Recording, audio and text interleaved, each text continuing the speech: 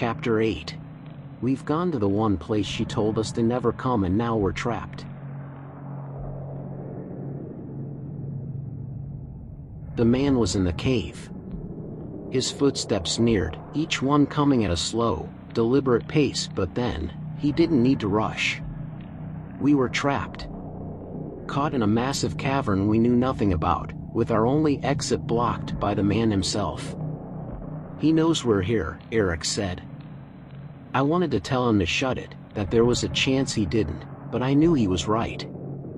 In the man's current state, he could almost certainly smell us. My mind shot through 100 different escape plans, but each one ended up with us either captured or killed. Possibly eaten. Eric shifted beside me. "What now?" "We do the only thing we can do," I said quietly, feeling not entirely sure of myself. "We retake control." Retake control? I took a deep breath, hating myself for what I was about to do, but we were out of options. Running blindly into the cave wasn't on the table, and neither was running blindly into the man. That left one thing. "Took you long enough," I shouted into the dark. The man's footsteps stopped. "Matt," Eric hissed. "Nolan, right?" I continued, ignoring my brother. "You are our grandmother's other son, which means you're our uncle." Silence. "Seriously," Eric said, trying to put his hand over my mouth. I pushed him away. "We know what she did to you. What she turned you into." A growl echoed through the cave, low and ragged, then the footsteps resumed. They were faster now. I sucked in an anxious breath, second-guessing my plan, but I was all in on this now, and there was no going back. "We can help you," I shouted. The footsteps thundered, like a beast on all fours. And close. I stumbled backward, my body acting on instinct, my muscles twitching to flee. But I couldn't. There was nowhere to run. "Please dash." I crashed to the floor with a gasp, the wind knocked from my lungs. The man's heavy paw pressed on my chest, his breath smelling rancid and rotten, his eyes a horrible, glowing yellow. I struggled at him and his claws dug into my flesh. Eric cried out beside me, bashing at the man, before he too hit the ground with a dull thud. "Eric?" I wheezed. I kicked and bit at the man. "Eric." His paw moved from my chest to my mouth, where it clasped itself almost entirely about my head. I screamed muffled cries into it, my fist beating at him uselessly. This was it, I thought, I'd killed both of us. My chest heaved, emotions rioting within me. Tears fell from my face, adrenaline raced through my veins, and regret filled my thoughts. I should have listened to Eric. I was a fool. The man had only advanced once I made it clear we were there. If I hadn't. A roar sounded from outside, one deeper, more feral than even the man's. It filled the cave, its echoes ear-splitting and its tone like gravel in a carburetor. I fell still, my resistance fading as I realized what the man was doing. "It's dark," the man growled. "It's dark." The same warning he'd given us the first time the beast had shown up. He'd meant to warn us again. I nodded beneath his grip, and he removed his gnarled paw from my face. I sat up slowly, my eyes still useless in the pitch of the cave. "Eric?" I said quietly. "I'm here, Matt." I heard the man rise to his feet. Then, he grabbed me by the back of my leather jacket and heaved me up with him. Eric grabbed my shoulder, steadying himself as the man easily plucked him up next. "The beast is back," Eric whispered beside me. "Looks that way," I said. The man grunted expectantly. "It's dark." "Oh, right," I said, getting his meaning. I flipped my phone's light on and cast it ahead. The man had already begun walking deeper into the cave, though this time more slowly. He intended for us to follow. Eric and I exchanged a brief look of unease, before nodding and shuffling after him, my heart racing as I prayed we'd made the right decision. "This feels too convenient," Eric whispered. "Don't forget the last time the man showed up we nearly died. Don't have much of a choice, do we?" I said, cradling my broken wrist. "If it's between the beast and the man, I'm taking the man every time. If the man was Nolan, then he might be trying to help us, and maybe that was his intention all along. Likely, he knew about Jake too." We walked only a short while before we came to a halt in front of a rusty cage door, which separated our half of the cavern from the one ahead. The man sniffed at the bars animatedly, before heaving the heavy door open to a symphony of metallic screeching. "Christ," I said, plugging my ears. "When's the last time that hinge got greased?" "Might have been a while," Eric reasoned. "Grandma didn't seem to care much for her hobby in her later years, if Uncle Jake's words were anything to go by." Uncle Jake. We were both quiet for a moment, guilt swimming in my stomach, and only stirred when the man beckoned us forward with a great, gnarled paw. We made our way to him. As we neared, the light of my phone began playing across man-made objects against the stark, black stone of the cave. Tables were scattered about, stacked with books and various surgical tools, while chairs sat tucked neatly beneath them. On the smooth wall ahead was a great, sprawling diagram written in white. I recognized it as the same diagram from Mysteries. "Do you think this is it?" Eric said breathlessly. "Where she made them." It seemed that way. Grandma hadn't wanted us exploring this cave, and after passing that steel gate, she clearly didn't want anything in here, human or otherwise. I picked up a beaker of fluid, gazing at it like I knew anything about chemistry. This definitely fits the mold of Evil Lab. "Where did she get the time to do all of this?" Eric said. There was the snap of a match, and then a flame hissed quietly to life. I turned to see Eric lighting a large candle. "Sorry if I startled you. I just figured we ought to save your phone's battery." "No, that's a good idea." I stuffed my phone back into my pocket, while the two of us made our way around the lab lighting the other candles. "I've been thinking," Eric said, waving out his match as we lit the last of the wicks, "about what we might find down here." I could still hear our mother weeping in the back of my thoughts. I could still feel, no matter how far I pushed it down, the thrill I'd felt at bashing in Jake's skull. I swallowed. "Yeah.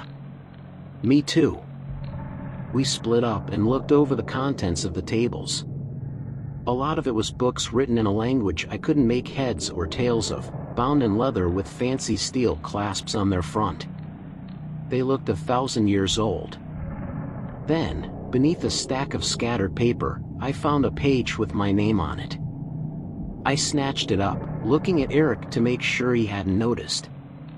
My brother stood near the far wall of the room, his head in a book, occasionally glancing at the ground and adjusting his glasses. Good, I was in the clear. I read. "Matthew is responding well. His mannerisms appear mostly unaffected. He is still kind, rambunctious and curious. Certainly far less aggressive than Jacob. I was also quite happy to see his physical state has remained consistent, and I sense I may have sorted out the issue that affected Nolan. There are still certain uncertainties I have about him, but it's possible he's the one after all. I'll continue monitoring over the next week, but Alice is growing concerned, and the boys have grown more brazen. I found Eric wandering toward the cave yesterday. I may soon have to send them home. I'll remind Jake to keep a better eye on them in the future, and to stop filling their heads with tales of adventure. There will be plenty of time to explore this mountain when everything is done." "Eric," I said, the reality of the situation crashing upon me. What if we find out we're monsters too? Eric said, walking toward me with a look of morose. I didn't say anything. The truth was, I didn't think there was much "we" in it. Grandma had given me something, and now it was clear it was the same serum she'd given Jake and Nolan. I looked at the man at Nolan, and sighed. What had she done to us? Why? I don't know, I said, hating myself for being too weak to admit what I was. What if I turned now, and hurt Eric? My stomach twisted. Why don't you stay here? I'm gonna go get some fresh air. I slunk toward the rusty door. Eric's hand clasped my shoulder. I get it, Matt. I do. Jake wasn't Jake anymore. You did what you had to in order to protect us. He shook his head. I was wrong to make you feel like you were one of them. I paused, unsure what sparked this change of heart. Eric's expression wasn't angry or hateful anymore, rather it was calm, and a bit regretful. He let his hand fall away. So don't feel like you need to run off, alright? I nodded. It was a nice sentiment, and I was glad that Eric trusted me again, but he was wrong too. The page had confirmed that I was a monster, and I had already felt myself losing control to Grandma's medicine. What if next time instead of Jake, Eric was the focus of my anger? I stuffed my hands into my pockets. I wasn't going to let that happen. Don't worry, I lied. I'm not running off, just getting some fresh air. I've got my phone's light. I'll find my way back. I heaved the steel gate open to the sharp notes of squealing metal. And Nolan stepped in front of me. His massive jaws dripped saliva, his glowing yellow eyes boring into me. I squirmed beneath his gaze. It's dark, he said, pointing to the back of the room. I blinked. Was he trying to show me something?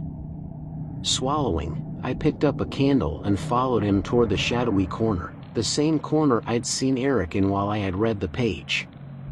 As we neared, I realized something was on the floor beneath us. Runes. They made a large circle and looked as if they'd been carved directly into the cavern floor. Hammer and chisel style. What the hell, I muttered, recalling the runes from Mysteries. What is this? They're symbols, Eric said. Pagan by the looks of them. His eyes were downcast, his voice filled with guilt. I think it may be a sort of summoning circle. Summoning circle? To summon what? Eric fidgeted with his hands. He started to speak, then the words escaped him and fell silent again. Eric? Matt. His words came between whimpers. Another anxiety attack. No sense badgering him right now. Nolan had led me here. Perhaps he had more information. Nolan, right? What's going on? Can you tell me anything? Help me understand? Silence. Of course he couldn't explain. His only vocabulary consisted of announcing the time of day. Still, I'd have appreciated if he could have pointed out a book or scroll to help me along. Then it hit me. Eric might be too worked up to get any words out, but I knew where he'd learned about that summoning circle. I extended my hand to my brother. Hand me the book, then. I'll find out myself. Eric stepped backward, clutching the book against his chest. I can't, Matt. You don't get it. What? I don't get it. Eric, stop fucking around. Another roar erupted. The beast. Was that closer? Shit, I thought. The bastard probably heard the screeching of the damn gate. I'm not fucking around. Eric shrieked at me, his eyes wet with tears. There's stuff in here that you wouldn't understand. Couldn't understand. What the hell was going on? I winced, bringing a hand to my head as my mother's crying voice screamed in my mind. "Please, Matthew. Please." My lips felt dry again, and my ears rang. "Eric," I said, stumbling to stay upright. "The book. I need to know what this circle is." "I already told you," he sobbed. "It's a summoning circle. I need more details than that." "Eric. What the fuck is it summoning? Please, Matthew. Please. You have to." I shook myself free of my mother's voice, gritting my teeth and grounding myself in the moment. Focus on the pain in my wrist, focus on the sound of water dripping against stone, focus on the cool breeze. "Breathe. If I give you the book you'll do it," Eric said, backing away from me and shaking his head. "You'll do it." "Do what?" I shouted. "Sound. Touch. Scent. Ground myself. Fuck, this was hard. It's nearly dark." Nolan growled. Another roar. This one echoing through the cave, so much closer now. Sharp, jagged, and monstrous. The beast. Was it inside? Damn it.